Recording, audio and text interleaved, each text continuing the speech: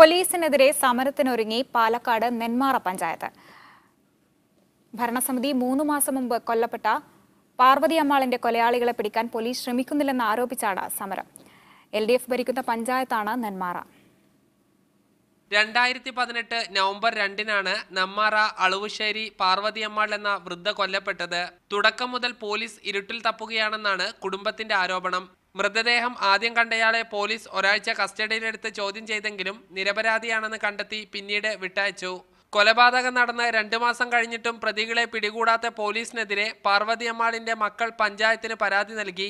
Police നിഷ്ക്രിയമാണെന്നും Parvathi അമ്മാളിന്റെ കുടുംബത്തിന് നീതി ലഭിക്കാനായി പ്രക്ഷോഭ മാർഗങ്ങൾ സ്വീകരിക്കുമെന്നും പഞ്ചായത്ത് പ്രസിഡന്റ് കെ ബാബു പറഞ്ഞു.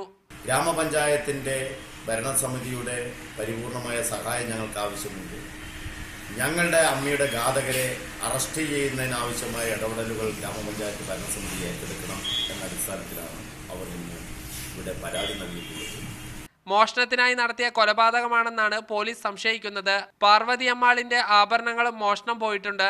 ഫോറൻസിക് സർജൻ അടക്കം കൊലപാതകം നടന്ന വീട്ടിലെത്തി പരിശോധനകൾ നടത്തിയിരുന്നു. പ്രതിയെക്കുറിച്ച് പോലീസിന് കാര്യമായ സൂചനകൾ ലഭിച്ചിട്ടില്ലെന്നാണ് വിവരം. CPM നേതൃത്വം നൽകുന്ന പഞ്ചായത്ത് തന്നെ പോലീസിനെതിരെ സമരത്തിന് ചുക്കാൻ പിടിക്കുന്നത് സംസ്ഥാന സർക്കാരിന് നാണക്കേടാകും. മീഡിയ 1 പാലക്കാട്.